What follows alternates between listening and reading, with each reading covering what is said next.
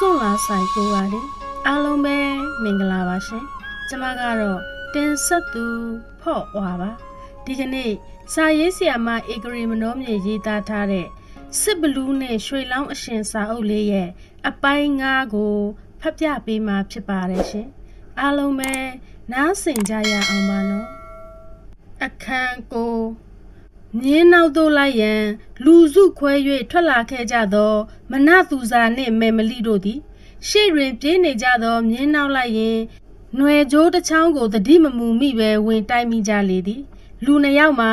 ရင်ပေါင်တန်းပြီးပြေးလိုက်နေကြခြင်းဖြစ်ပေရာຫນွယ်ညိတော့လဲနှစ်ဦးသားအတူတူလဲပြိုကျသွားကြသည်မှလည်းအတူတူပင်ဖြစ်သည်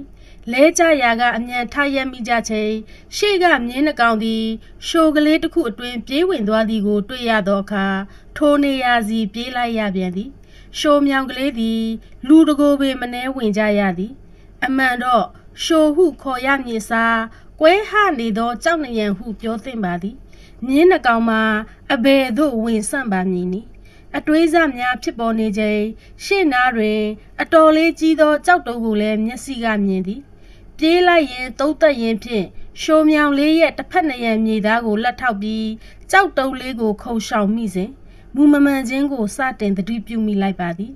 ထို့သောသတိပြုမိသွားသည်နှင့်လက်ဖွားပြင်းသည်မီးစားနှင့်တို့တလို့ပူကနေခံစားလိုက်ရပါသည်ထို့ကြောင့်ပြေးနေခြင်းကိုရက်တန့်ကလက်ဖွားကိုပြန်ထောင်ကြည့်လိုက်သည်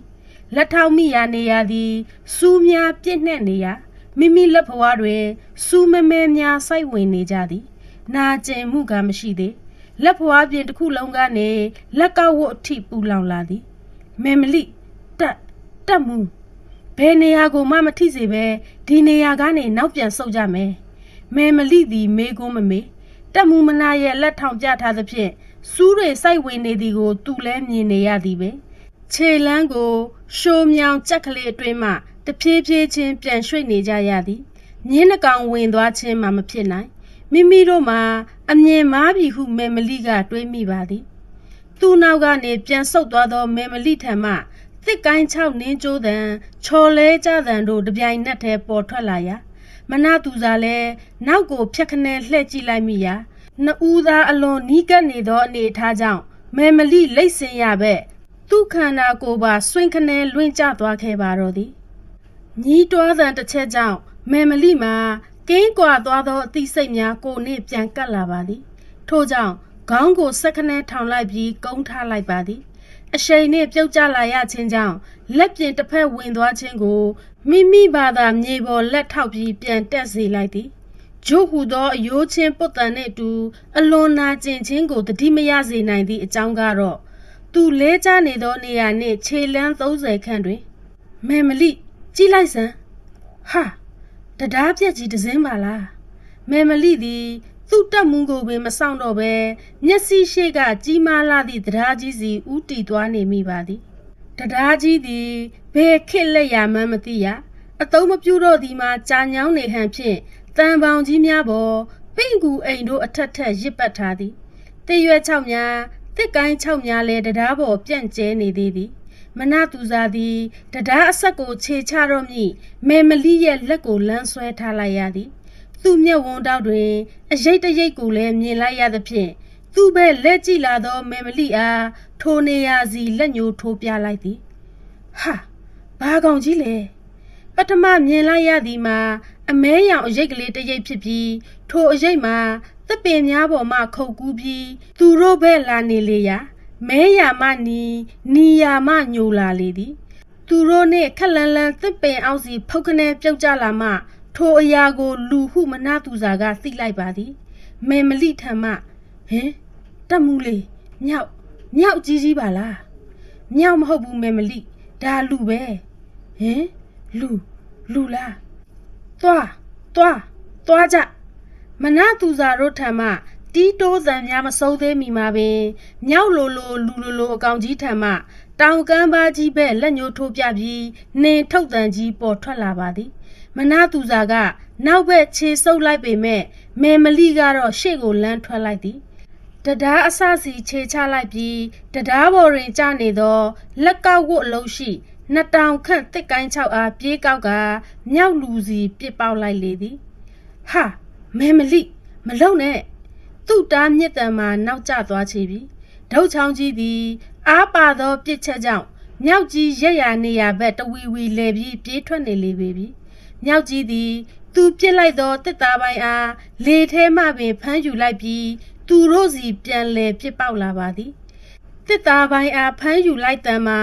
အတော်ကြီးကျယ်လောင်လှပေရာမဲမလိလည်းအနှဲငယ်ခြေလန်းစုံမိပါသည်ထိုအခါ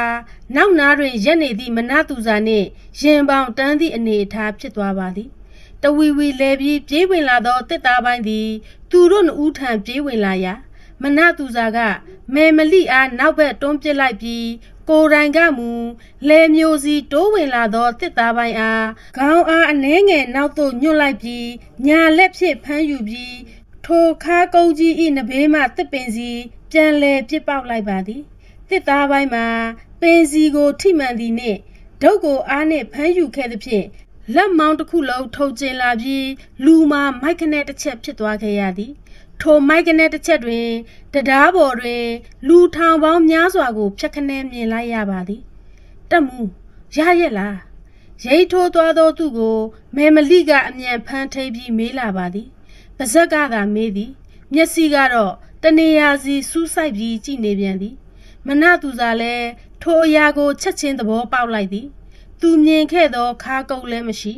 တရားပေါ်မှလူများလည်းမရှိတော့ပါတရားအိုကြီးသည်ဖုတ်အလိမ့်လိမ့်အမိုက်တရိုက်များစွာအပြင်အင်္ဂရေများလည်းအက်ကွဲကွာကြနေကြသည်တက်မူမြောက်ကြီးကောမြောက်မဟုတ်ဘူးမဲမလိငါတို့တောချောက်ခံနေရတာနောက်ပြန်ဆုတ်ကြမယ်ဟင်သူ့တက်မူဤပြောစကားကြောင့်မဲမလိရဲ့ခန္ဓာကိုယ်မှာစက္ကနဲတုန်ခါသွားခဲ့ရသည်ယခုမှအခြေအနေကိုသုံးသပ်မိသည်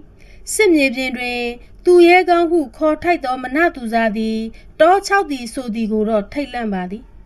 ထို့ကြောင့်တက်မှုကိုထိပေးရင်းနေရာအမြန်ရွှေ့နေမိပါသည်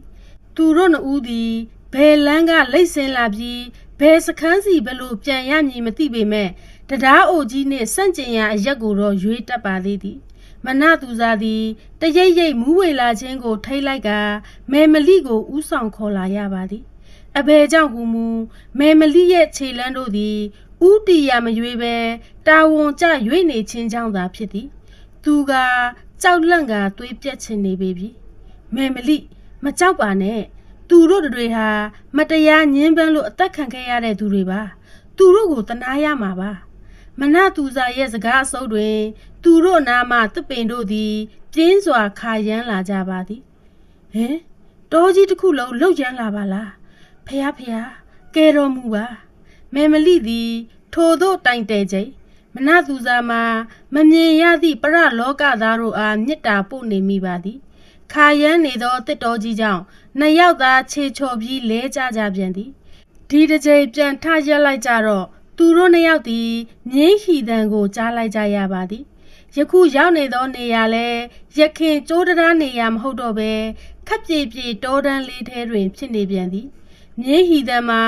သူတို့အထက်ဘက်မှကြားရသောကြောင့်ထိုနေရာဘက်ပြေးထွက်ခဲ့မိကြတော့တိတ်မကြမီမြင်းများကိုတွေ့လိုက်ကြရပါပြီကြည့်ပါဦးတက်မှုရေမြင်းတွေဟုတ်တယ်မဲမလိဝမ်းသာစရာပဲကိုနန္ဒာရဲ့မြင်းကြီးမှာခြုံပုတ်တစ်ခုတွင်ရက်ပြီးတရှူးရှူးခါရမ်းနေရကျိုးညိနေပြီဟုသိလိုက်ကြပါသည်မဲမလိကသူ့မြင်းစီပြေးသွားသောအခါမနသူစားသည်လည်းကျိုးညိနေသောမြင်းစီပြေးလာခဲ့ပါသည်တဖူးဖူးနာမုတ်နေသောမြင်းကိုအသာပုတ်ပြီးချော့ကာ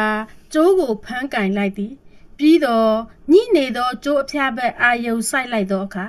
အံ့အားသင့်သွားရပြန်သည်ကျိုးသည်ခြုံပုတ်တွင်ညိနေခြင်းမဟုတ်ပါတေးသေးချာချာခြိထားခြင်းကိုတွေ့ရသောကြောင့်ဖြစ်သည်အနီးနားမှာခြုံနွယ်တွေကလည်းလှိတ်ထွေးနေပြန်ပါသေးသည်ဒီအခြေအနေမှာဘယ်အရာနည်းဟုအကြောင်းရင်းရှာဖို့အချိန်မရကိုယ်နယ်ပယ်မဟုတ်သည့်အပြင်လက်တလောတောမောက်ခြင်းကိုခံထားရသေးရာကျိုးကိုအမြန်ဖြီလိုက်ပြီးမဲမလိစီအချက်ပြကတောင်ဆောင်လေးပေါ်တက်ခဲ့ကြပါလေသည်တော်တော်ကြာသောအခါရှေ့မှာလူသွားလမ်းမဟုတ်လားမဲမလိဟာဟုတ်တယ်တက်မှုဟုတ်တယ်ဒါကျမတို့သွားနေတဲ့လမ်းကြောင်းပဲအထက်အောက်သာမသိတာမဲမလိကပြောရင်းဆိုရင်အချက်ပေးတဲ့အောင်អော်လိုက်ရာ ပြန်လဲအချက်ပေးတဲ့ကိုကြားလိုက်ရပါသည်လမ်းကြောင်းပေါ်ပြန်ရောက်နေပြီမို့မြင်းများကိုအနှဲငယ်စစ်ဆေးကြပြီးစီးနှင်းထွက်ခွာခဲ့ကြသည်တိတ်မကြခင်နန္ဒကြော်စွာတို့နှင့်ပြန်ဆောင်ကြပါသည်တက်မှုမနကျုပ်မြင်းကိုအတော်လေးလိုက်လိုက်ရသည်လားဒါပေါ့ဒီမြင်းကတိတ်အပြေးတန်တယ်လေကဲအခုမြင်းရောလူရောစုံပြီဆိုတော့ခီးဆက်ကြမယ်လေညနေဆောင်နေပြီမို့လမ်းမှာရေတောက်တာကလွယ်ပြီးအစာမစားဘဲနေကြစို့ရေအိတ်များဝေငှကြပြီးတော့ထိုနေရာမှထွက်လာခဲ့ကြပြန်ပါသည်ထိုနေ့အဖြစ်ပြတ်တို့ကြောင့်မဟာဝီရဤတက်စခန်းသို့ညအတော်နှက်မှရောက်လာနိုင်ကြပါသည်ညနှက်နေပြီမို့အပေါ်ဘက်ဆွဲတင်ရသောတကားကြီးမှာပိတ်သွားပြီအပေါ်ဘက်တတိုင်းကြီးပေါ်တွင်အဆောက်တူရက်နေသည်ကိုမီးတုပ်ကြီးထွန်းထားသဖြင့်အဝေးမှပင်လှမ်းမြင်နေရသည်သူတို့အားစောင့်ဆိုင်နေဟန်ရှိသည်သူတို့6ဦးတကားအောက်ရောက်တော့တကားဖွင့်ဟိတ်ဟုမေမလီကအော်လိုက်ရာတစ်ဖက်ကလည်းဘသူတွေလဲဟိတ်ထို့သို့ပြန်မေးလာသည်ကိုမေမလီကဖြေသည်ဇီးဖြူတောင်ကဘလူးတွေထို့သို့ဖြေလိုက်မှအပေါ်ကလူကသူ့လူတွေကိုအချက်ပြပြီးတကားဖွင့်စေပါသည်ဖွင့်ဟိတ်ဆွဲကြတကြွီကြွီအတန်ပေးပြီးတန်တကားကြီးပွင့်သွားခဲ့သည့်နောက်အတွင်းဘက်ဝင်လာခဲ့ကြရာစစ်သေးနာပတိကြီးမဟာဝီရကိုယ်တိုင်ခရီးဦးကြိုနေခဲ့ပါသည်မေမလီနှင့်ဖွဲ့သည်မြင်းပေါ်မှဆင်းပြီးမဟာဝီရအားအယိုအသေးပေးကြပါသည်ရောက်လာကြတာမြန်သားပဲလမ်းမှာတညကြာလိမ့်မယ်ထင်ထားတာမောင်မှတ်ကဒီကတက်မှုမနာကဖြက်လန်းကလာချင်တာဆိုလို့မြန်တာပါတက်ချုပ်ကြီးဒါတောင်လမ်းမှာအနှဲငယ်နောက်နေခဲ့ရလို့ပါမဟုတ်ရင်ဒါထက်စောစောရောက်တယ်ဟဲဟုတ်လားဖြက်လန်းဟာဒီလောက်တောင်ပဲတိုးတောင်းသလားဒါနဲ့ဘာကြောင့်နည်းနည်းနောက်ကျရသတော့မောင်မက်ကမနသူစာစီကွက်ခနဲကြည့်လာသည်ဒီတော့မနသူစာလဲမနေတာပဲဝင်ပြောရလေသည်လမ်းမှာနည်းနည်းကျသွားတဲ့အကြောင်းကမြောက်တွေကြောင့်ပါမြောက်ကိုမြင်းကားလန့်ပြီးပြေးလို့လိုက်ဖမ်းနေရင်အချိန်လေးနည်းနည်းပိုကျသွားခဲ့တာပါအော်မြောက်ကြောင့်ကိုအေးလေဖြက်လန်းဆိုမှတော့လူသူလေးပါမရှိသလောက်ကျဲပါနေမှာပေါ့ဒီတော့တောကောင်တွေပေါ်မှာပါပဲကဲဒီဘက်ကိုလာကြတက်မှုမနာတို့အဖွဲ့ကိုတီးသန့်တဲစီစဉ်ပေးထားတယ်ဒါနဲ့နန္ဒကြော်စွာကဒဏ်ရာတက်တာလားတမားတော်ဦးဖုံးနဲ့ပြဖို့လိုရင်လဲပြချေအောင်ဒီရက်ထဲတော့နန်းနာနေပဲနေဒဏ်ရာကတက်တာနေပါပြီတက်ချုပ်ကြီးခမညာမနတက်ရက်တမားတော်ကလည်းတော်တော်ဆွမ်းပါတယ်ဒါဖြစ်ရင်လဲနန်းနာနေတာနားချေတော့ဟုတ်ကဲ့ပါတက်ချုပ်ကြီးတက်မှုမနနောက်နေ့မှတွေ့ကြတာပေါ့နန္ဒကြော်စွာကမနသူစာတို့အဖွဲ့အားနှုတ်ဆက်ကထွက်ခွာသွားလေသည်ယခုရောက်နေသောခံတက်သည်ဒီကသင်္ခါမျိုးနှင့်များစွာမဝေးသောအရက်တွင်ရှိပြီးစခန်းကြီးမှာလည်းမြို့ရိုးနှင့်အခိုင်အခန့်ကာရန်ထားပြီးတဲငယ်ပေါင်းများစွာရှိနေလေသည်အတန်းလိုက်ရှိနေသောတဲကြီးများရှိတွင်ကညင်စီမီများကိုထုံးညှိထားသောကြောင့်နေကင်းအလားလင်းထိန်နေပါတော့သည်မနသူစာတို့ဖွဲ့သည်မနက်လင်းသည်နှင့်တက်ချုပ်မဟာဝီရနှင့်အတူဘရင်ညီလာခံသို့တက်ရောက်ကြရမည်ဖြစ်သည်ထို့ကြောင့်ညတန်းကောင်ပင်ဖြစ်လင့်ကစားမနားနိုင်ကြသေးပဲစားတော့ရင်စစ်မက်ရေးရာအဖျားဖျားကိုဆွေးနွေးတိုင်ပင်ကြသေးသည်အတော်လေးကြာမှအိယာဆောင်ဘက်အသီးသီးဝင်ကြပါသည်မနသူစာတို့အဖွဲ့မှမူမိမိတို့နားရမည့်အခန်းထဲရောက်သည့်တိုင်မအိပ်နိုင်ကြသေးပဲဆွေးနွေးတိုင်ပင်ကြပြန်သေးသည်နောက်တော့မနက်မလင်းမီတန်းကောင်ရဲ့အလွန်မှအိယာအသီးသီးဝင်ကြသည်မနသူစာသည်မိမိအဖို့သတ်မှတ်ထားသောအိယာစီရောက်မှမျက်နှာဖုံးကိုအသာချွတ်ပြီးခေါင်းအုံးနှဘေးတွင်ချလိုက်သည်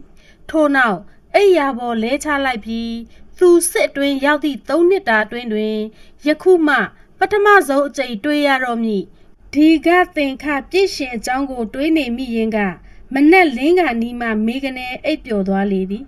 အိပ်ပျော်စေခဏတွင်အလွန်လှပသည့်အမျိုးသမီးငယ်တူအားနေဝင်စည်းစာကိုနောက်ခံထားပြီးကွက်မြက်ခံရခြင်းကိုဖြတ်ခနဲမြင်မှတ်မိပါသည်ထိတ်လန့်ဖွယ်ပင်ထိုမိမ့်မပြိုမှာမိပင်ဖြစ်နေခဲ့ပြန်သည်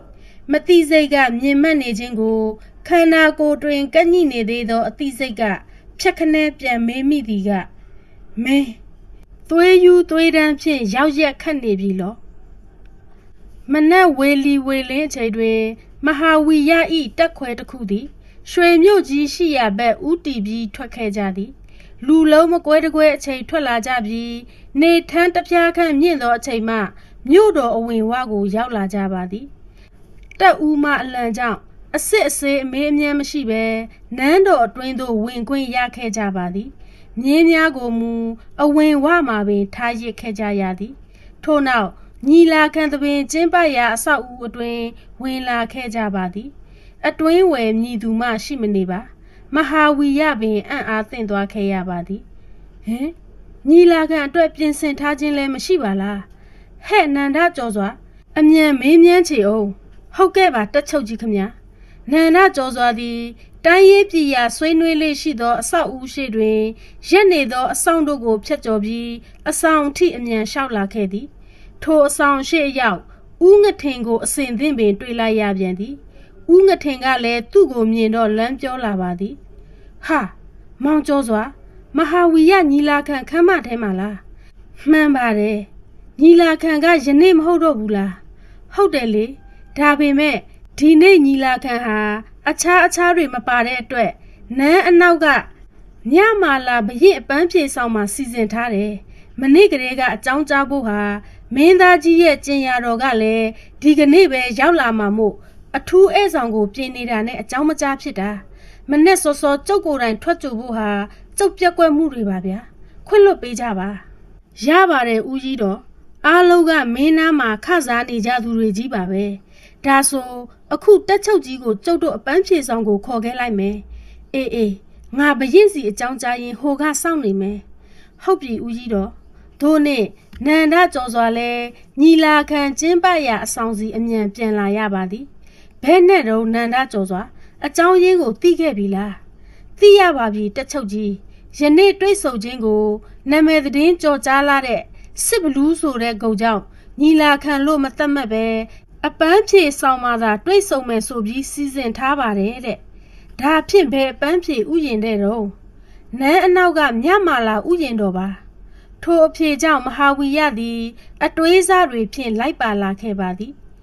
မြမာလာဥယျာဉ်တော်ဆိုသည်ဒီကသင်္ခဘရင်ဤသမီးထွေးရဲ့ဥယျာဉ်တော်ဖြစ်ပြီးထိုသမီးတော်လေးမှာ16နှစ်ပြည့်တဲ့နေ့တွင်နှစ်ရွာဆန်ခဲ့၍ပိုင်ဆိုင်သူမဲ့ဥယျာဉ်ဆိုလင်လည်းမမားပေရင်းဥယျာဉ်တော်တွင်ယခုမှဘာကြောင့်တွေ့ဆုံပွဲကိုပြုလုပ်ရသနည်းမဟာဝီရကသာအတွေးများနေသည်သူ့နောက်ကလူစုသည်လှပခန့်ညာလွန်နေသောနန်းတော်ကြီးကိုကြည့်ရှုငေးမောရင်းတိတ်ဆိတ်စွာလိုက်ပါလာခဲ့ကြပါသည်မနသူစားသည်သူ့တသက်တွင်တစ်ချိန်မှမြင်ရောင်မကြည့်ခဲ့ဘူးသောနန်းတော်ကြီးအားငေးမောရင်းအံ့ဩမိပါသည်နန်းမြို့ရိုးမအပကြံအဆောက်အဦတို့သည်ရွှေရောင်ဝင်းလက်နေကြသည်ရွှေအလွန်ပေါ်ရမြေမို့အတုဟုယုံမားတန်တရားဖြစ်ဖွယ်ရာမရှိပါဒါကြောင့်လေရန်သူတွေကမျက်စိစပမွေးစူးနေကြတာကိုစိတ်ထဲကတွေးမိစဉ်ကျေဝန်းလှပသောဥယျာဉ်တော်အတွင်းရောက်ရှိလာရသောကြောင့်အတွေးစားတို့ပြတ်တောက်သွားခဲ့ရပြန်သည်ကြည်စံဥယျာဉ်တော်တွင်ကပန်းခင်းအလဲမှာငွေရောင်လင်းပြနေသောအဆောက်အဦတစ်ခုထိုအဆောက်အဦမှာခါလောက်ခန့်သာကာယံထားသည့်ဥယျာဉ်ထဲပန်းဖြေဆောင်လှလှလေးရွှေမြို့ကြီးတွင်းမှာဆိုတော့မိမိတို့တောစခန်းနှင့်လာမြမဆိုင်ပါလားစစ်သူကြီးမဟာဝီရနဲ့အဖွဲ့တောင်ရောက်လာကြပါပေါ့လားလာထိုင်ကြကြည်လင်ပီသားသည့်အတန်ကြောင့်အတွေးစားကိုအဆုတ်သက်ပြီးအဆောင်ငယ်လေးတွင်းကိုလမ်းကြည့်လိုက်သည်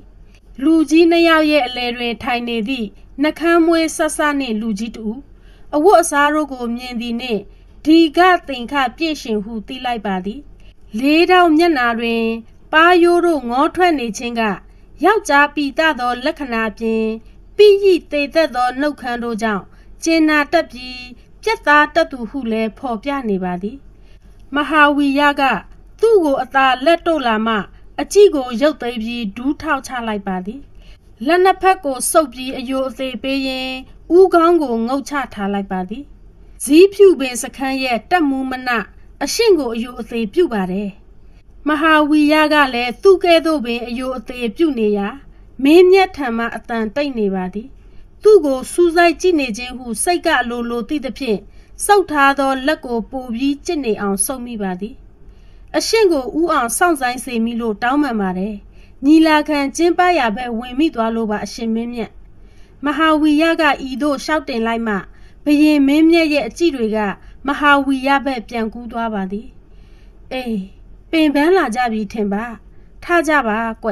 ရှေးကခုံမှထိုင်ပြီးတစ်သီးများလဲသုံးဆောင်ကြပါဤသို့မိမအားလုံးထရက်ပြီးမနသူဇာနှင့်မဟာဝီရတို့နှစ်ဦးတည်းသာဘယင်စပွဲတွင်ဝင်ထိုင်ကြသည်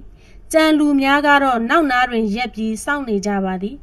မင်းမြတ်ရဲ့အကြည့်များကမနသူဇာထံသာပြန်ရောက်လာကြသည်အကြည့်စူးစူးနှင့်အတူစကားသံလဲထွက်လာပါသည်မောင်မင်းဟာဒီတလုံးမှာတရှိန်ထိုးနာမည်ကြီးနေတဲ့စစ်ဘလူးဘွဲ့ရထားတဲ့သူနော်မင်းမြတ်သည်သူကြားနေသောသတင်းတို့ကိုမသိအောင်ပြုပြီးတက်မှုမနာအားယောက်ျားသားစစ်တီတဖွဲသာပြောဆိုနေခြင်းဖြစ်သည်သူသည်လည်းသူရဲကောင်းကိုချစ်မြတ်နိုးသောမင်းပေတကားမှန်လားပါအရှင်မင်းမြတ်ဇီးဖြူစခန်းရဲ့တက်မှုလေးအဆင့်သာရှိပါတယ်ဖေငါကိုတော်မြတ်ကြားနေတာကတော့မောင်မင်းရဲ့နာမည်ကုန်သတင်းဟာမဟာဝီရထက်တောင်ပိုကြော်ကြားနေတာပဲကွမှန်ရဲ့မဟုတ်လားငအောဟုအခေါ်ခံလိုက်ရသူမှာတက်ချုပ်ကြီးမဟာဝီရပင်ဖြစ်သည်မဟာဝီရကမှန်လားပါမင်းကြီးဒီတက်မှုမနဟာစစ်ရေးမှအတွေးအခေါ်အလွန်အကွက်စစ်ပြီးတတိသွေးဆွေးနီလာသဖြင့်တက်မှုအဆင့်ထက်သာ၍ပင်ထိုက်တန်ကြောင်းပါဒါဆိုရင်ဖြင့်ငါဘယင်ကတက်မှုမနာကိုအဆင့်တိုးပြီးဘွဲ့အမည်နာမတွေနဲ့ချီးမြှင့်ပေးရတော့မှာပေါ့လေထိုမိတ်စကားကြောင့်မနသူစာကအလင်းအမြန်ပင်ရှောက်တင်လိုက်ရပါသည်မြတ်တော်မင်းကြီးကျွန်ုပ်သည်ဘွဲ့အမည်များယာထူးကုန်စည်းစိမ်များကိုအလိုမရှိပါဇီးဖြူခံတက်ကိုအခိုင်မာဆုံးတိဆောက်ပြီးစစ်တီရဲမတ်တို့ကိုလည်းအရေးရင်ဆုံးစစ်တီများအဖြစ်ပြုစုပြိုးထောင်ခွင့်ကိုသာရရှိလိုပါတယ်မြတ်တော်မင်းကြီးရဲ့စေတနာနဲ့ချီးမြှောက်မှုများကိုတော့ရင်ထဲကနေအမြဲတမ်းအမှတ်ရပြီးကို့မြေကို့ရေကိုအသက်ဆွန့်ကာကွယ်ပါမယ်ဤစုကိုသာလိုပါတယ်မနသူစာရဲ့စကားကြောင့်ရှင်ဘရင်အပါအဝင်အားလုံးငြိမ်သက်သွားကြသည်ခဏကြာမှဘရင်ထံမှစကားသံပေါ်ထွက်လာပါသည်တခုမေးစရာရှိပါသေးတယ်တချို့ကိုတော်ကြားနေရတာကမောင်မင်းဟာအမျိုးသမီးတယောက်ဆိုတာမှန်သလားမရည်ရွယ်ပဲမေးမြန်းမိခြင်းမှာတည်ငြိမ်လွန်းနေသောမနတက်မှုရဲ့ငကိုရုပ်ရည်အားမြင်တွေ့ချင်လာမိသောကြောင့်ဖြစ်ပါသည်မနသူစာကလည်းမင်းကြီးရဲ့စူးစမ်းအကြီးတို့ကိုတတိထားမိသောအခါ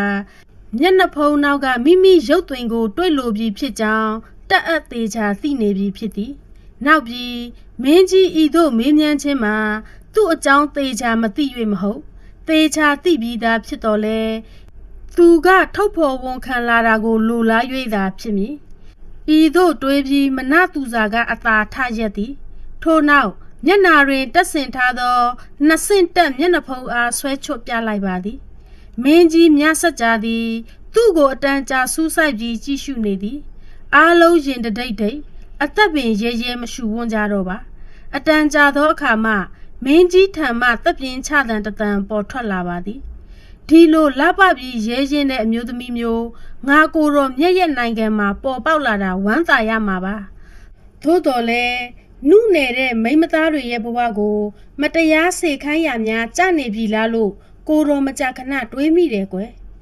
ဤသို့မိတ်လေမှအားလုံးအသက်ရှူရဲကြသည်မိန်းကလေးစစ်သည်လက်မခံသောမင်းကြီးမြတ်စကြာကြောင့်သူတို့အားလုံးလည်းသိပြီးဖြစ်သည်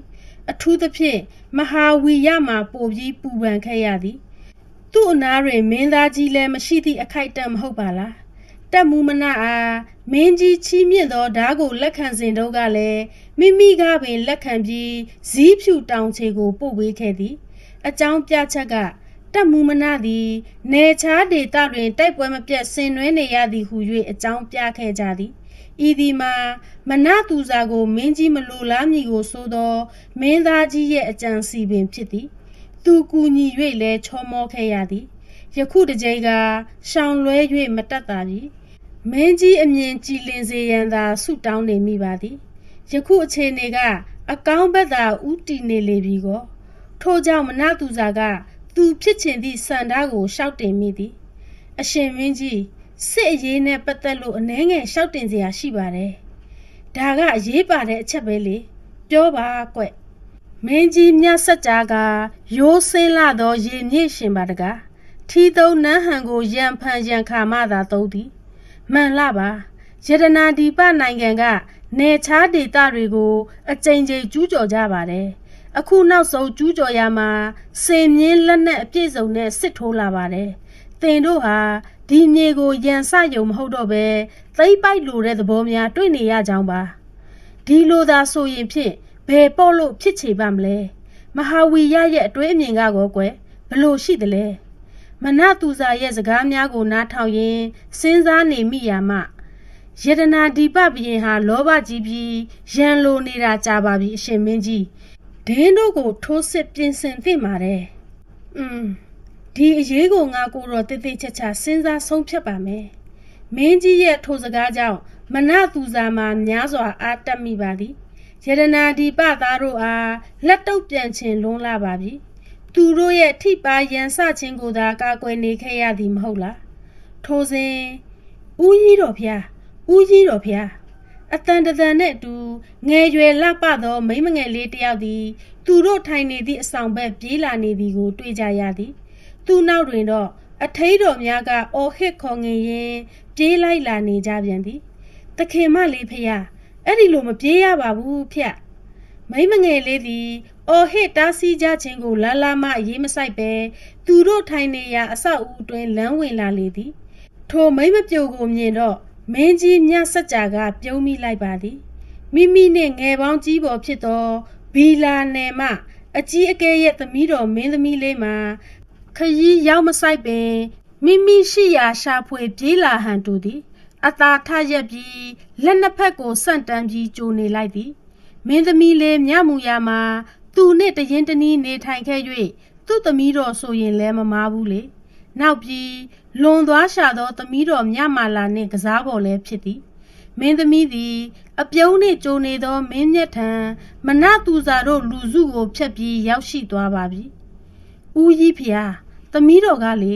ဦးကြီးတော်ကိုလည်းအောက်မေ့တယ်မဲစိမ့်မြရာကိုလည်းအောက်မေ့တယ်နောက်ပြီးတော့မြမာလာကိုလည်းအလွန်အောက်မေ့မိပါတယ်မိန်းမငယ်လေးသည်ပြောဆိုရင်းကငိုချလိုက်ရာမနသူစာမှာစိတ်မသက်မသာဖြစ်သွားရသည်ဒီအဆောင်မှာအမြဲအနားယူတတ်သောမင်းမြတ်ရဲ့သမီးတော်ဟာဆုံးပါသွားခဲ့တာမကြသေးပါဘူးလားဟုလည်းတွေးမိပြန်သည်ဟာသမီးမြမှုရာမငိုပါနဲ့လေသမီးတော်လေးကတော်တော်လေးလှပလာပါလားတိတ်ထို့သောမင်းကြီးကချော်မော်လိုက်မှမင်းသမီးမှာအငိုရက်ပြီးသူတို့လူစုကိုလှမ်းကြည့်လာပါသည်စစ်တီတော်များဝတ်လေးရှိသောယောက်ျားသားဝတ်စုံကြီးနှင့်လှပသောမျက်နှာလေးစီအရောက်တွင်အကြည့်များရက်တန့်သွားခဲ့ရသည်ဦးကြီးတော်သူကဘာတူလဲဖေရ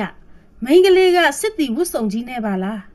သူ့မေကွန်းကြောင့်မင်းကြီးသည်တစ်ချက်ပြုံးလိုက်သည်ကိုအားလုံးတွေ့မြင်ကြရပြန်သည်အဲ့ဒါနာမည်အလွန်ကြော်ကြားနေတဲ့စစ်ဘလူးကြီးမနပဲကွကဲထိုင်မင်းကြီးမြတ်စကြသည်ထိုမင်းသမီးလေးအားသူ့နားတွင်ပင်ထိုင်စေပြန်ရာမနသူစာမှလည်းထိုမိန်းမငယ်ရဲ့အကြည့်များကြောင့်အနေခက်လာပါသည်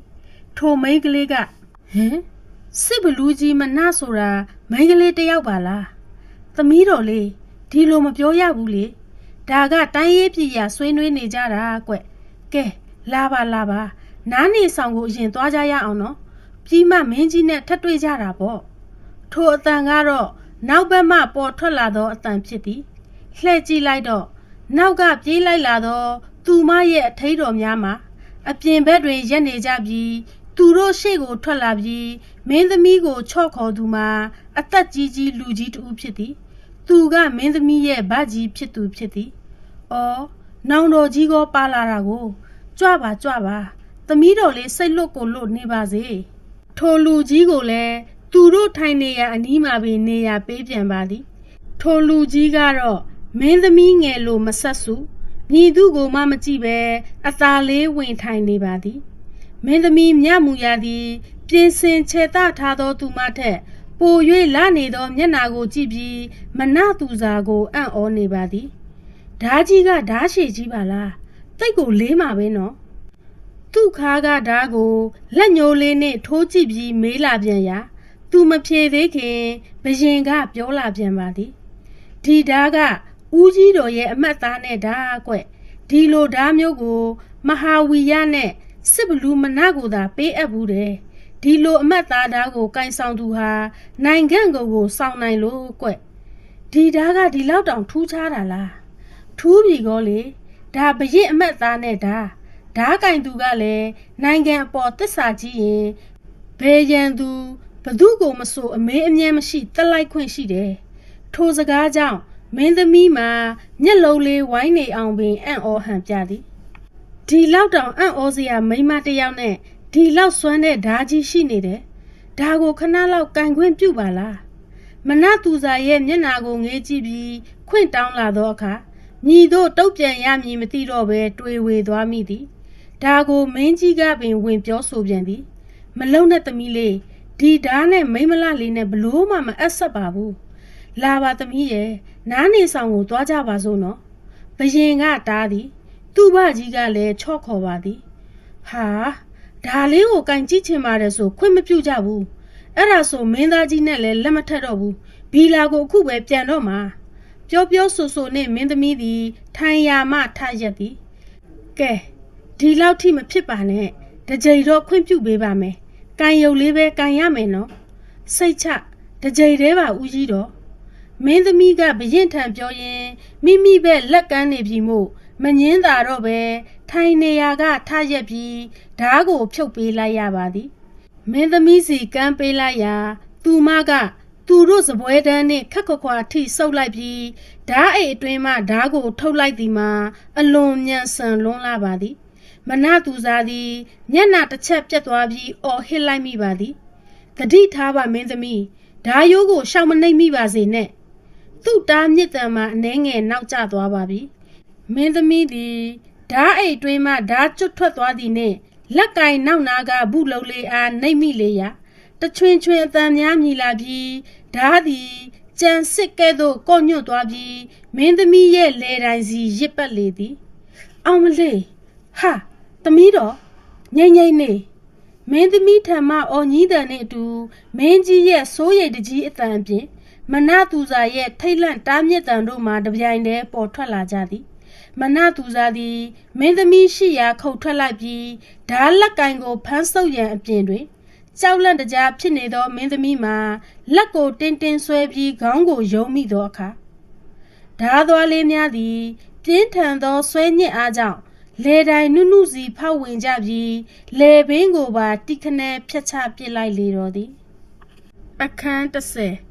ဦးကောင်းပြက်ကြီးသည်အပြင်ဘက်တွင်ရက်နေကြသောရန်ရွှေတော်မိမပြိုများစီလွင့်စင်ပြီးကျသွားသောအခါအတန်မျိုးစုံမြည်တမ်းလျက်ခြေဦးတက်ရာပြေးထွက်ကြကုန်လေတော်သည်သမီးလေးဟာသွားပြီဘရင်ထံမှမချစ်တင်ကဲအသံမနသူစားသည်ဓာရိုးကိုစုပ်ကန်ပြီးခွေကြလာသောခန္ဓာကိုယ်လေးအားဖမ်းထိတ်လိုက်ရပါသည်သူ့မျက်နှာဖုံးလေးမှာပြန်ဝတ်ဆင်ချိန်မရလိုက်တော့ပဲကျမ်းပြင်တွင်ကျသွားခဲ့ရပါသည်အလိုလေးလေသမီးတို့လောက်ကြံခံရပါပြီရောရဲမတ်တို့ဖမ်းကြတော့လေဟင်မိဖုရားကြီးထိတ်လန့်သံနှင့်ငိုယိုအမိတ်ပေးလာသံမှာမင်းသမီးနောက်လိုက်လာခဲ့သောဘရင်မိဖုရားကြီးမာလာဒေဝီဖြစ်နေပါသည်သူ့ရဲ့အမိတ်ပေးသံကြောင့်နန်းဆောင်ဘက်မှစစ်တီရဲမတ်များပြေးထွက်လာကြပြီးနားနေဆောင်ကိုဝိုင်းထားလိုက်ကြပါပြီမင်းကြီးမြတ်ဆက်ကြသည်မင်းသမီးကိုဖတ်ပြီးငိုယိုရန်တွေ့နေသောသူမိဖုရားကြောင့်ရုတ်တရက်ဘာလို့ရမည်မသိမနသူစားကလည်းအပြစ်မဲ့သူရဲ့သွေးစွန်းထင်နေသောသူ့ဓာကြီးအားထောင်ကြည့်ပြီးအံ့အားသင့်နေရပါသည်မဟာဝီရနှင့်မေမလီတို့သုံးဦးအပါဝင်တခြားသူများမှလည်းမမျှော်လင့်သောအဖြစ်ပြက်တို့ကြောင့်ရုတ်တရက်ကြီးကြောင်အန်းနေခဲ့ကြပါသည်ဟဲ့ဘာကြောင်ကြည့်နေကြတာတော့သူ့ကိုဖမ်းကြစမ်းပါထပ်ပြီးစေခိုင်းတန်ကြောင့်အပြင်မှရဲမတ်များသည်အဆောင်လေးအတွင်းခုံဝင်လာကြပြီးမနသူစားအားဖမ်းဆီးထားလိုက်ကြပါသည်မနသူစားသည်လည်းအသာတကြီးပင်အဖမ်းခံနေလိုက်သည်ကျမ်းပြင်ပေါ်မှမျက်နှာဖုံးနှင့်သူ့လက်အတွင်းကဓာရှည်ကြီးကိုလည်းရဲမတ်ထဲကခေါင်းဆောင်တစ်ယောက်ကသိမ်းဆည်းလိုက်ပါသည်ဒါအပြင်ဘရင်ချီးမြစ်ထားသောဘရင်အမတ်သားပါသည့်လက်စွပ်ကြီးကိုလည်းပြန်သိမ်းယူခြင်းခံလိုက်ရပါသည်အိုးဒီလိုဖမ်းလို့ဘယ်ဖြစ်ပါမလဲတက်မှုတတ်တာမှမဟုတ်တာ သူဟာသူဓာတ်ထုတ်ရင်ဖြစ်တာပါဖေမဖမ်းရပါဘူးယခုမှသွေးယူသွေးတန်းပြောထွက်လာသည်ကမေမလီတို့အတန်ထိုအတန်ကြားမှမဟာဝီရလည်းအသိစိတ်ဝင်လာပါသည်မြတ်တော်မင်းကြီးယခုကိစ္စကိုအရှင်မင်းမြတ်လည်းမြင်တော်မူပါတယ်တက်မူမနာမှာအပြစ်မရှိကြောင်းပါဖေမိဖုရားကြီးကိုဖြောင်းပြပေးစေလိုပါတယ်မဟာဝီရ၏အမြန်လျှောက်တင်စကားကြောင့်မင်းကြီးမြတ်ဆက်ကြသည်မိဖုရားကိုဖြောင်းပြရန်ကြိုးပမ်းရသည်သွေးအိမ်ထဲကဥကောင်းပြက်ကြီးကြောင့်သာယာလပသောဥယျင်တော်လေးအတွင်းဝဲအကြီးတန်နေပါပြီမိဖုရားကြီးဒါကလေဒီတက်မှုမှာအပြစ်မရှိပါဘူးအဖြစ်ကဒီလိုပါဤသို့အစချီရင်ရဲမတ်တူရဲ့လက်တွင်းမှာဓာကြီးစီအကြည့်အရောက်မျက်နှာတစ်ချက်ပြတ်သွားရသည်မဟုတ်သေးဘူးဒါကမိဖုရားကြီးပြောသလိုလောက်ကျန်မှုမြောက်တယ်ဟောဒီဒါဟာငါကိုယ်တော်ချီးမြှင့်စဉ်ကားနဲ့မတူပဲကွဲပြားသွားတာကမူမမှန်တော့ဘူးဖမ်းကြဟဲ့သူ့ကိုအကျဉ်းထောင်ခန်း9ကိုထည့်လိုက်ကြမင်းသမီးရဲ့ကိစ္စဝိစ္စတွေပြီးမှငါကိုယ်တော်အမိန့်တော်ချမှတ်မယ်အခုမင်းသမီးကိုအရှိဆောင်ဘက်တဲကြစမ်းထိုအမိန့်ကြောင့်မနသူစာအားဆွဲခေါ်နေကြပါပြီမဟာဝီရမှာခေါင်းပင်ကြိုက်လာလေပြီအခြေအနေမှာရှုပ်ထွေးလာစွာတကားမိဖုရားကြီးမှာလူးလိတ်ငိုကြွေးနေသဖြင့်ဘယင်မြစัจ जा ကလမ်းထွေးဖက်က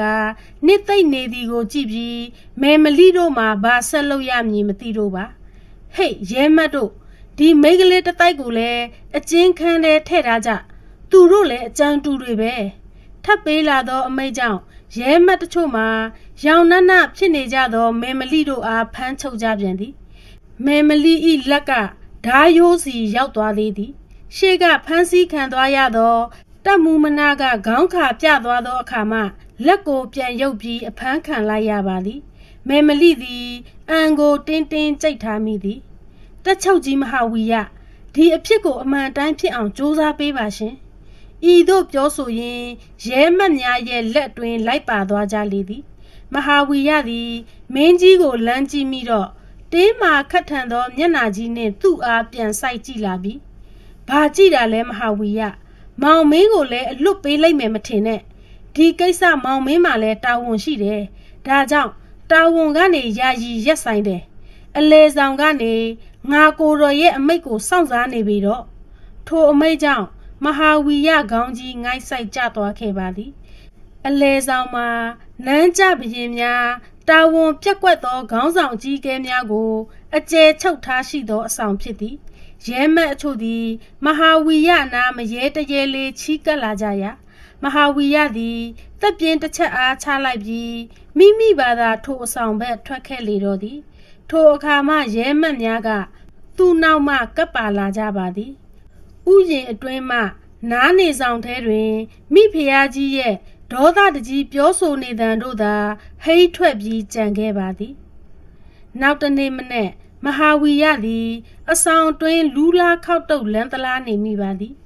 မြူနှင်းများကြားဝေဝဝလေးဖြာဆင်းနေသောထွက်ပေါ်ကာစနေမင်းရဲ့အလင်းအောက်တွင်နန်းတွင်ပတ်ဝန်းကျင်တစ်ခုလုံးတိတ်ဆိတ်နေပါသည်ဤမြတိတ်ဆိတ်နေခြင်းမှာမင်းသမီးသေဆုံးရခြင်းကြောင့်သာဖြစ်ရမည်နန်းတော်တစ်ခုလုံးလည်းကြေကွဲနေကြဟန်ပါမဟာဝီရလည်းစိတ်အတွင်းကနေပြောဆိုလောက်ကန်ရမည်အရေးများကိုအစီစဉ်ချနေရလေပြီထိုစဉ်မိနေထိုင်ရာအဆောက်အဦဤရှေ့တကားမကြီးပွင့်သွားသဖြင့်လှမ်းကြည့်လိုက်ရာမင်းသားကြီးကိုတွေးလိုက်ရသဖြင့်ဝမ်းသာမှုကပြောမပြတတ်အောင်ပင်ဖြစ်ရသည်ဟာကြွပါမင်းသားကြီးအရှင့်သားကိုမျောနေတာမင်းသမီးမူရလာမယ်ဆိုလို့ငါလဲတောလေထွက်သွားတာအခုဘလို့ဖြစ်ကြတာတော့မင်းသားရဲ့နှုတ်ကထူးဆန်းသောစကားလုံးတချို့ကြောင့်မိတောကကိုပင်မေ့ပြီးပြန်လဲမေးမြန်းလိုက်မိသည်နေပါအိုးအရှင့်သားရဲ့မင်းသမီးလာမယ်ဆိုတာတိတိနဲ့ရှောင်သွားတဲ့သဘောများလားအင်းလေငါကမူရကိုနမလေးလိုသဘောထားတာမမေတို့ကအားကြီးခတ်တာပဲကဲဖြစ်ပြသမျှအကုန်ပြောစမ်းပါငါသိချင်လာပြီမင်းသားကြီးသည်မင်းကြီးမြတ်စကြာထက်ပင်ပို၍ထီးဟန်နန်းဟန်မဆန်တတ်သူပါစကားကိုသူပြောချင်တယ်လို့သာပြောသည်ထို့ထက်ပို၍မဟာဝီရကဲ့သို့စစ်သူရဲကောင်းတို့အားညီနောင်သားချင်းတပွဲမ မိတ်ရင်ဆွေမွန်တပွဲပြောဆိုဆက်ဆံတတ်သည်ယခုသူရှိနေရာအဆောင်သို့ခရီးရောက်မဆိုင်ကြီးရောက်လာသည်မှာတောကပြန်လာသောဝတ်စုံချမ်းနှင့်သာဖြစ်ပြီးကျွဲတရည်ဖြင့်ပြုလုပ်ထားသောဖနက်ကိုသာစီးထားသေးသည်မျက်နာပေါ်ဖယိုဖယဲကျနေသောစံစများအောက်ကမျက်ဝန်းအစုံသည်စိတ်ဝင်စားမှုကြောင့်ခါတိုင်းထက်ပိုပြီးတောက်ပနေကြပြန်သည်သူ့ကိုစူးစူးကြီးကြည့်ပြီးသူပြောလာမည့်စကားကိုစောင့်စားနေပုံကြောင့်အထီးရောက်ဆုံးစကားတို့ကိုသာဖြတ်ပြီးရှောက်တင်ရန်ကြိုးပမ်းရလေပြီဒီလိုပါမင်းသားကြီးမဟာဝီရသည်မင်းသားကြီးအားသူတို့နန်းတော်ရောက်သည့်အချိန်မှစ၍တလုံးမကြံအမြန်ရှောက်တင်ရသည်အချိန်သည်ရွှေထက်တန်ဖိုးကြီးနေလေသည်မင်းသမီးကိုသမီးရင်းလိုချစ်သောအရှင်နှစ်ပါးမှာမနသူစာအပေါ်အမျက်တော်ကြီးမားနေမှသေချာသည်မင်းသားကြီးသည်သူ့စကားကိုသေချာနားထောင်ပြီးမှခဏစဉ်းစားသည်သူ့နှုတ်ခမ်းမွေးရေးရေးကိုစမ်းကန်ရင်မဟာဝီရဘက်လှမ်းကြည့်လိုက်ပါသည်နေစမ်းပါဦး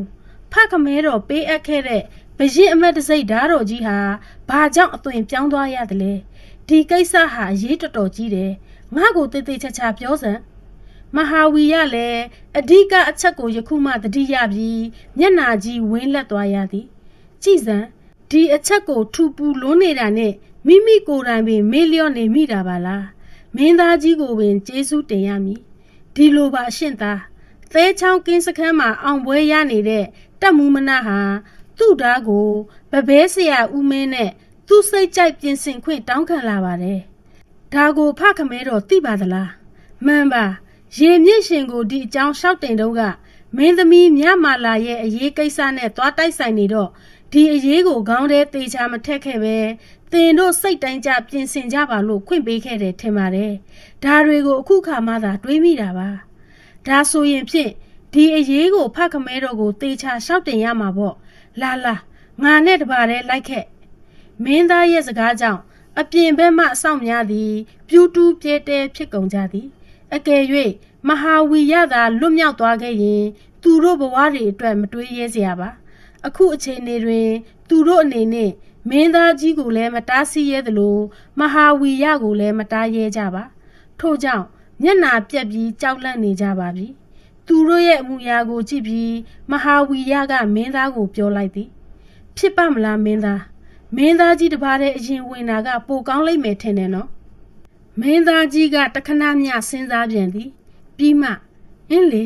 ငါအရင်သွားမယ်စစ်သူကြီးနေခဲ့ပြီတော့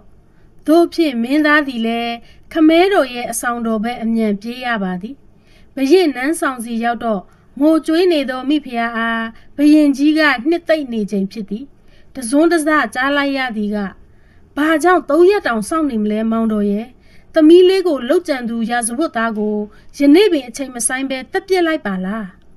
မဟုတ်သေးဘူးလေနမရေဒီကိစ္စမျိုးဆိုတာကတေးသေးချာချာစီစစ်သုံးသပ်ရအောင်မယ်မဟုတ်လားဟို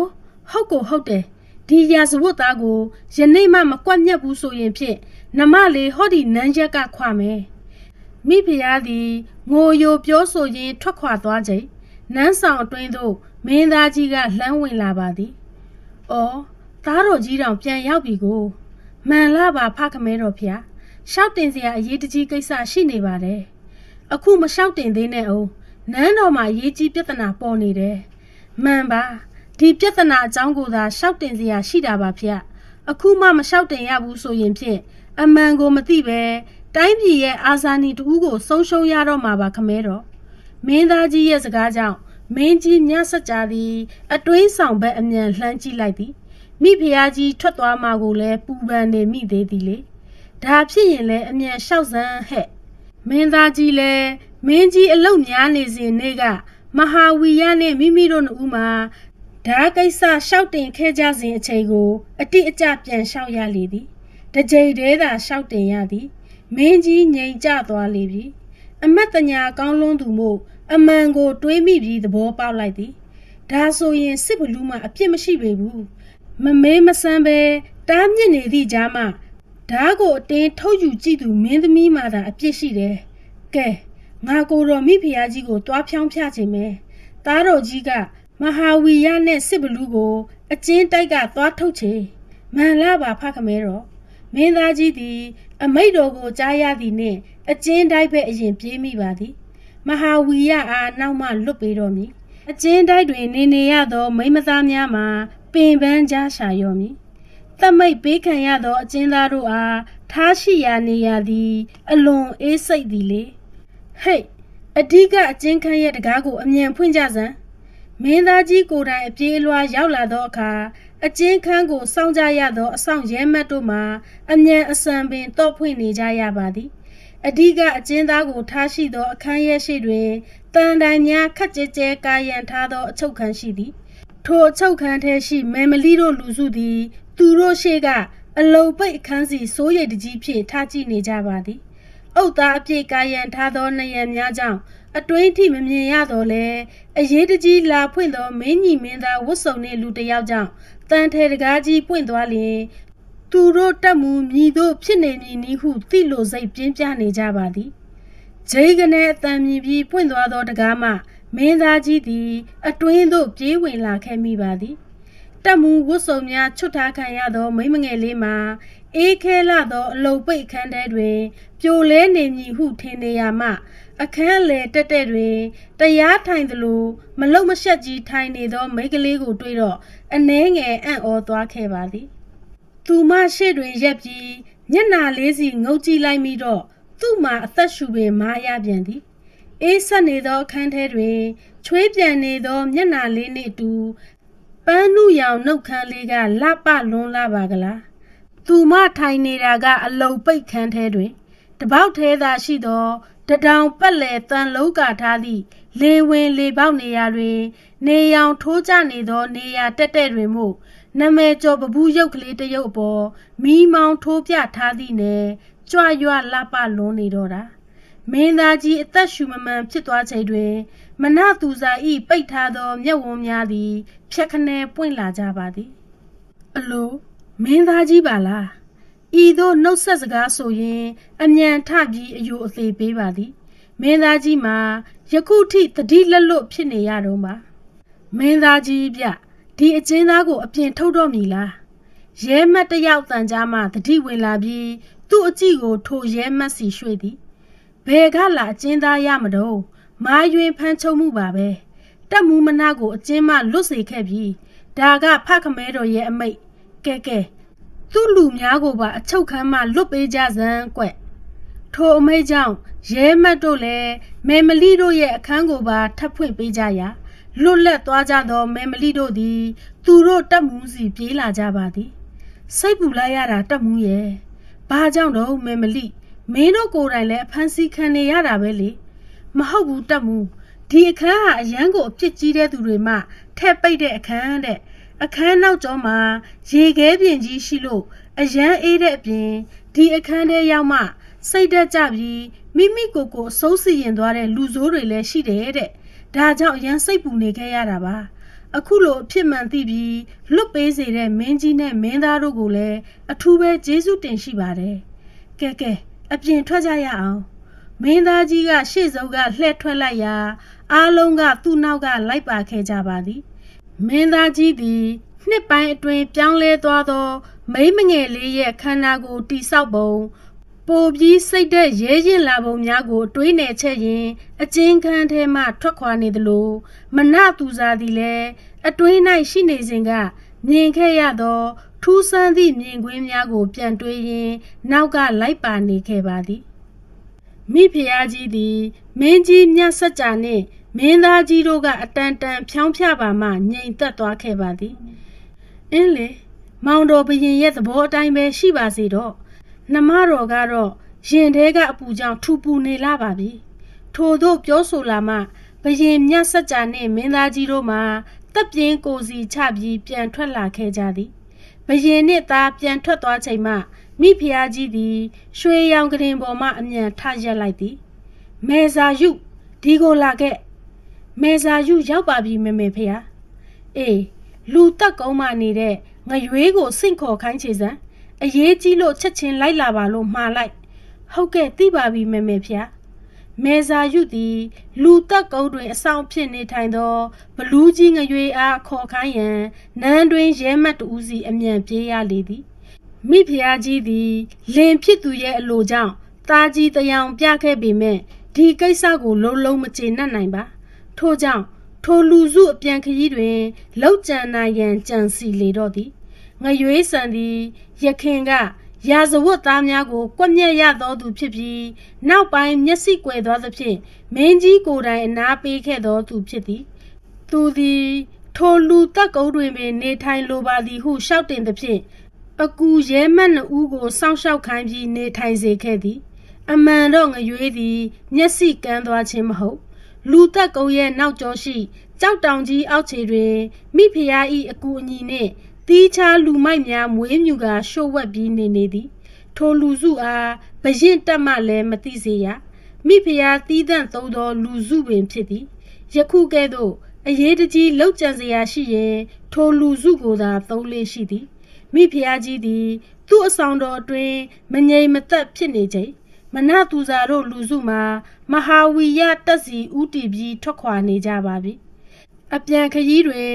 မောင်မှတ်နှင့်ကိုနန္ဒမှပြန်ပါမလာသောအခါဇီးဖြူတက်မှသူတို့၄ဦးတည်းသာပြန်ရမည်ဖြစ်သည်မဟာဝီရတက်တော်ထိအားလုံးတစုတစည်းတည်းလိုက်ပြန်နေကြပါသည်တက်စုလေးရဲ့ထိတ်တွင်မဟာဝီရရှိနေပြီးသူ့နောက်နားအလဲပိုင်းလောက်တွင်မှမနသူဇာတို့လူစုဖြစ်သည်တော်သေးတာပေါ့တက်မှုရဲ့ကျမလေအကျဉ်းခန်းမှာအသက်ဆုံးရမယ်လို့ထင်နေမိတာနန်းတီတာကအနာကပ်ပြီးပြောလာသည်ကိုမနသူဇာကဘာမှပြန်မဖြေပါသူ့နောက်နာကပ်လိုက်နေသောမေမလိကဝင်ပြောလာပါသည်တော်သေးတာပေါ့အောင်ကန်တာကလူစုကိုခေါ်ပေမဲ့မလိုက်လာပဲတက်ကိုစိတ်မချလို့ခြံနေရစ်ကြလို့သာမဟုတ်ရင်အခြေအနေကဓာထပ်ပို့ပြီးရှုပ်ထွေးဖွယ်ရာဖြစ်မှာဟုတ်ပါလေဘယ်ကမှမသိတဲ့လူမိုက်တွေနဲ့ပေါင်းလာပြီးဘရင်ကိုလှုပ်ကြံဖို့လာကြတယ်လို့တောင်ဆွဆွဲကြအောင်ပါမဟာဝီရတက်တွင်ဒီတညတဲခိုကြမှာမို့ငင်းကိုခက်မှန်မှန်လေးသာစီးနှင်းနေကြသောကြောင့်စကားစမြည်ပြောလို့ရနေခြင်းလည်းဖြစ်သည်သူတို့စကားတွေနားထောင်ရင်မနသူဇာမှာဘာမှထင်ကြေးဝင်မပေးမိပါဤပြဿနာသည်ယခုအခြေအနေနှင့်အမြန်ပြီးသွားခြင်းကိုသာစဉ်းစားနေမိသည်သူ့အားချီးမြှင့်ပြီးသောအရာအလုံးကိုပြန်လဲအနှင်းခဲ့တာအပြင်စစ်ဘလူးပွဲကိုလည်းပေးအပ်ခဲ့သေးသည်နောက်ပြီးမတင်ကားပွဲရမင်းသားကြီးရဲ့မျက်နှာထားတခုခုတော့တခုခုပဲငါသတိထားမှဖြစ်မယ်စိတ်အတွင်းကဆုံးဖြတ်ပြီးမြင်းကိုဖနှောက်လေးနေတို့ကမဲမလီတို့အနီးမှပြေးထွက်စေလိုက်ပါတော့သည်စစ်ဘလူးနဲ့ရွှေလောင်းအရှင်စာအုပ်လေးရဲ့အပိုင်း9ကတော့ဒီမှာပဲပြီးဆုံးလို့သွားပါပြီရှင်နားဆင်ပေးကြတဲ့ပရိသတ်တယောက်ချင်းစီတိုင်းကိုကျေးဇူးတင်ရသလိုစာရေးဆရာမဧကရီမနောမြေကိုလည်းအထူးပဲကျေးဇူးတင်ရှိပါတယ်ရှင်စစ်ဘလူးနဲ့ရွှေလောင်းအရှင်စာအုပ်လေးရဲ့အပိုင်း6မှာပြန်လည်ဆုံတွေ့ကြပါစို့ရှင်